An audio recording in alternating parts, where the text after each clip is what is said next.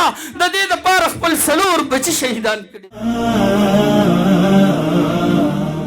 اما بعد فاعوذ بالله من الشيطان الرجيم بسم الله الرحمن الرحيم الف لام ميم ذلك الكتاب لا ريب فيه هدى للمتقين. وقال تعالى في مقام آخر ما آتاكم الرسول فخذوه وما نهاكم عنهم فانتهوا. وقال رسول الله صلى الله عليه وسلم عليكم بسنتي وسنة الخلفاء الراشدين المهديين تمسكوا بها وعضوا عليها بالنواجذ او كما قال عليه الصلاة والسلام. عزتمند محترم پسٹیج باندې ناز ګران قدر علماء کرام مشایخ اعظام مفتیان کرام په مجمع کې ناز دغه علاقې غیرتمند سپینګیري پښتانه او په دین باندې مین نوجوانان د الله دین سره محبت کوونکي ماشومان د الله کلام ته سناس وخت ورکوونکي ستاسو په تور د استار کې ناس دغه بچیان چې نن د الله کلام دی ته ښکلا ورکړې ده. بل پکور کې مدرسه کې هغه مستورات زمونږ میندې چې د هغې لوریانو ته نن یو داستار نن یو چادر په سریږي چې هغه چادر یو زندگی ورکوي د حضرت عائشہ ژوند، هغه چادر یو زندگی ورکوي د حضرت فاطمه ژوند، هغه چادر یو ژوند ورکوي د حضرت رقیه ژوند. کاکا ستا کور کې کملور چې وا مبارک دیشه نن هغه د بخاری روایت لستلی دي، نن هغه د مسلم روایت لستلی دي، نن هغه د ترمذی روایت لستلی دي، نن هغه د ابو داود روایت لستلی دي. بابا مبارک دی وی نن ستالور عالم شوی دا، نن ستالورم هغه سټیج ته ورسیدا چې د الله جل شانه د فرمان مطابق شو انما یخشى الله من عباده العلماء. نن د عالمانو په صف کې ستالور داخله شو هغه مقام ته ورسیدا که بیګا ته پکور کې ادم وی ته تهجد کې مدرسې داسې بچي درکا چې ستا د تهجد نه داغي خوب بهتر، مدرسې داسې یو بچي درکا چې ستا د دعاګانو نه داغي خوب بهتر، مدرسې داسې یو بچي درکا کته اعمال کې لګیای هغه بچي آرام کوي. مدرسې یو داسې چادر هغې ته په سر کو تا د کور نه بې چادر نه وراستولې، ستا چادر د عزت چادر و، ستا چادر د پښتو چادر و، ستا چادر چې و هغه یقینا د غیرت چادر و، ستا چادر د ننګ چادر و. لیکن ستا په چادر کې د حضرت عائشې ژوند نه و، نن د حضرت عائشې ژوند والا صادر په سر شو. ستا په چادر کې د حضرت فاطمه زندگی نه وه، نن هغه چادر ورته مدرسه ورکوي چې د حضرت فاطمه ژوند ورته ملو شو. نن یقینا هغه چادر ورته مدرسه په سري، خپل هغه باجی ورته په سري، هغه روحاني مور ورته په سري چې د ډیر وخت نه د دې دا لاس لاندې ستا بچی را روانه ده.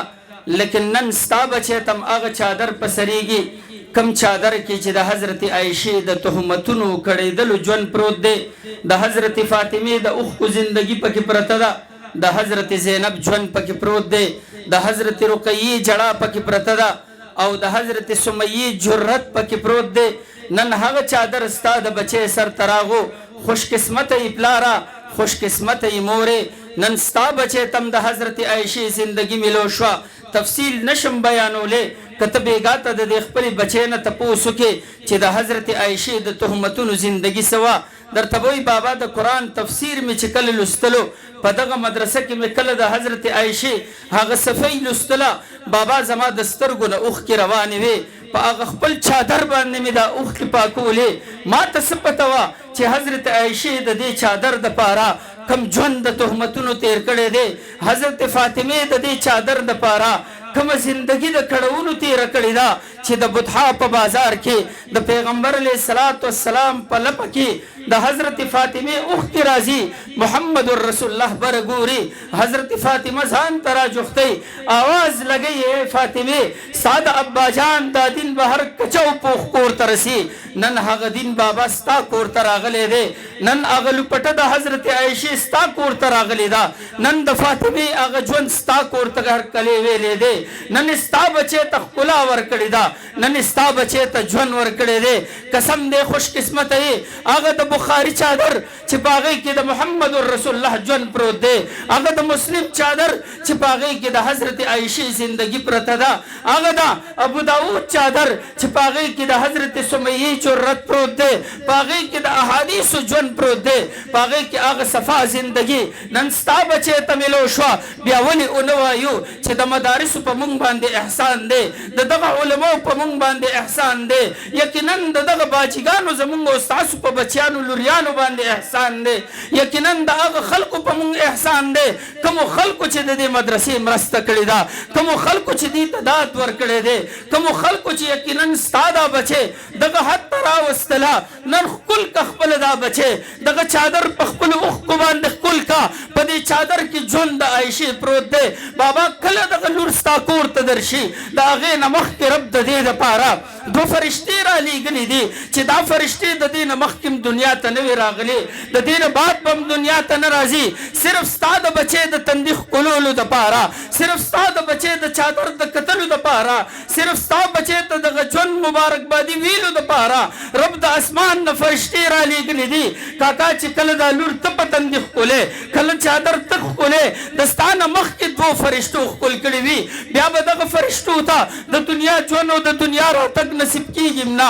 رب درته هغه بچی درکا لیکن د مدرسې مرهون منت دی، رب درته هغه عزت والا بچی نصیب کا لیکن دا د استادانو مرهون منت دی، رب درته د عزت والا بچی نصیب کا لیکن دا د باجیګانو مرهون منت دی چې ستا د لور سره هغه محنتونه وکړل، د حضرت فاطمې زندگی ورته وښودله، د حضرت عایشې ژوند یې ورته وښودلو، د حضرت سمیې جرت یې ورته وښودلو، د حضرت رقیې کړېدلې ورته وښودل، د حضرت زینب کړېدلې ورته وښودل. یقینا هغه ژوند نن ستا کور ته را روان دی.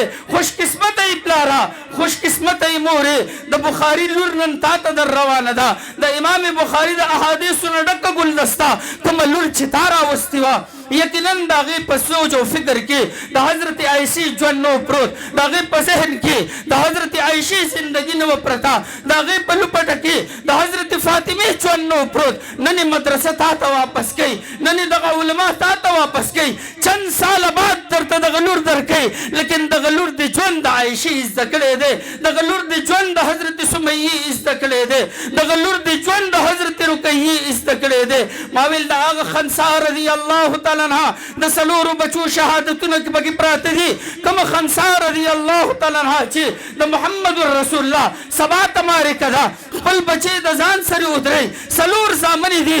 یقینا د حضرت خنسا هغه چادر په سر و، کوم چادر باندې چې د محمد رسول الله لاس و، کوم چادر چې نن ستا کور ته راغو، کوم چادر چې نن ستا لور ته په سر شو، کوم چادر چې دغه باجي ستا بچی ته نن ورکوي.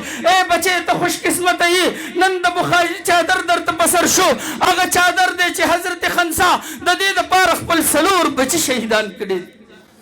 معمولی چادر درته نه میلاویږي خورې، یقینا تا به د دغه چادر پسې ډېر لوی سفر کړی وي، تا به د دې زندګۍ پسې ډېر کړېدل کړي وي، په سخته ګرمۍ او په سخته یخنۍ کې به دې تګ راتګ کړي وي. د مور پلار دې هم خوش قسمته دي ځکه چې هغوی د خپلو کارونو نه فارغه کړې وي، د کور د محنتونو نه یې فارغه کړې وي. دغه د بخاري احادیث، دغه د مسلم او د ترمذي احادیث، دغه د قاعدې نه واله تر نن بخاري پورې دغه عملونه ستا د پلار او مور په عملنامه کې هم لیکلی شوي دي.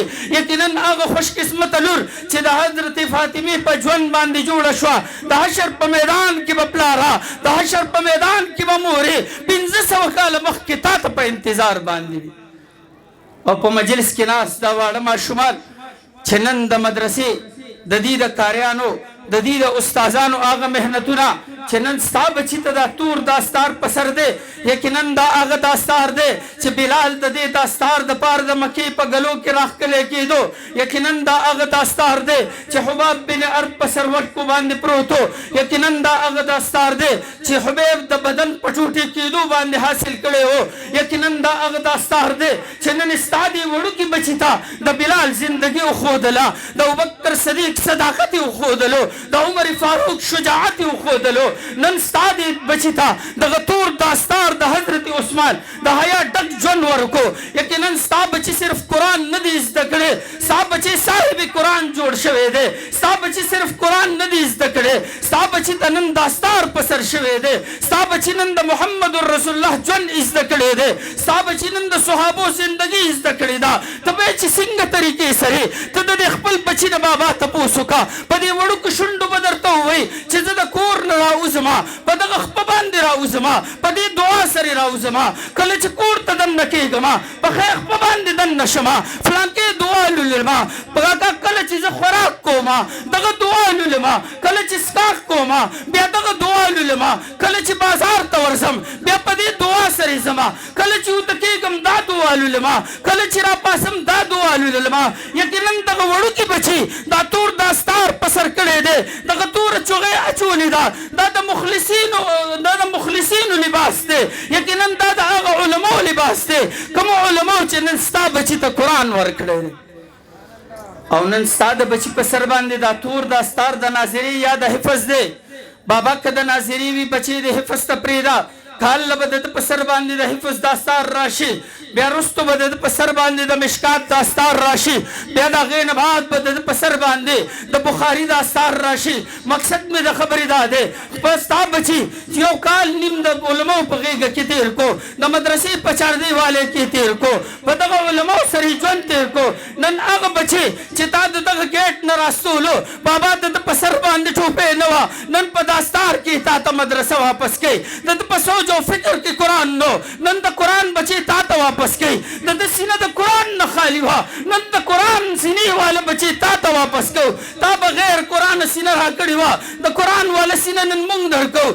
تا بغیر د قرآن شونډې را کړې وي، نن قرآن والا شونډې درته موږ واپس کوو. تا بغیر قرآن والا سوچ او فکر را کړی وو، نن د بلال په زندګۍ کې هغه سوچ او فکر تا ته واپس کوو. خوش قسمت ہے پلارا، سبحان الله خو به ووایو، لیکن دا مرحور منت دا احسان په موږ باندې دغه علماو کړی دی، دغه غریبې مدرسې کړی دی، دی چپر کړی دی، د دې د لاندې ناس په جالماس باندې هغه د داستار خاوندانو کړی دی چې موږ او تاسو ته یقینا د معاشرې په دنیا کې ډېر لاندې ښکاري. لیکن کله چې د حشر په میدان کې کاکا ستا دغه وړوکي بچي ستا شفاعت کوي، بیا به وګورې چې یقینا علماو ته چند سال زما بچي ورغلی وو، لیکن هغه 2 ګنټې وخت، لیکن هغه 3 ګنټې وخت، یقینا هغه 1.5 ګنټه وخت، هغه 3 ګنټې وخت ستا د بچي موږ ضایع کړی نه دی. لږ دا ماشومان ودرېږئ، لږ دا ماشومان ودرېږي، ټایم هم کم دی. د خپلو مشرانو ته مخ کوي. ای کاکا دا هغه بچي دي کم بچي چې یقینا تا سرتور سر راستول موږ ته نن په هغه داستار کې درکو چې دا د یو عزت داستار دی، دا د یو عزت شمله ده، دا نن د ناظرې شمله ده، دا د حفظ شمله ده، دا د بخاري شمله ده، دا یقینا بیا کال ته بیا ستا د بچي د عزت او د اتفاق شمله جوړېږي. لیکن تا بچي راستولې په کومه حلیه کې هو، نن علما په کومه حلیه کې درکوي. مقصد مې دغه دی ستا د بچي ګنټه موږ خرابه کړې نه ده. که کال راغلی دی د کال سله ملو شوې ده، که 2 کاله راغلی دی د 2 کالو سله ملو شوې ده. یقینا علماو د تاسو سره خیانت نه دی کړی. ستا بچي 2 کاله راغلی دی، قرآن والا سینه ځان سره بوځي، داستار والا سر ځان سره بوځي، د محمد رسول الله د سنتو ژوند والا بچي د ځان سره بوځي. مدرسې ته به بچي ورکو، کښېنئ بچي مدرسې ته به بچي ورکو. څوک څوک وایي چې یو بچي به مستقل ورکوم چې سبا د حشر میدان کې زما دپاره د بلال غونته کې ولاړي، د ابوبکر صدیق غونته کې ولاړي، د عمر فاروق غونته کې ولاړي. یو بچي به ورکو انشاءالله، ورکو به انشاءالله. الله دې عمل کول توفیق. جزاكم الله خير وأحسن الجزاء.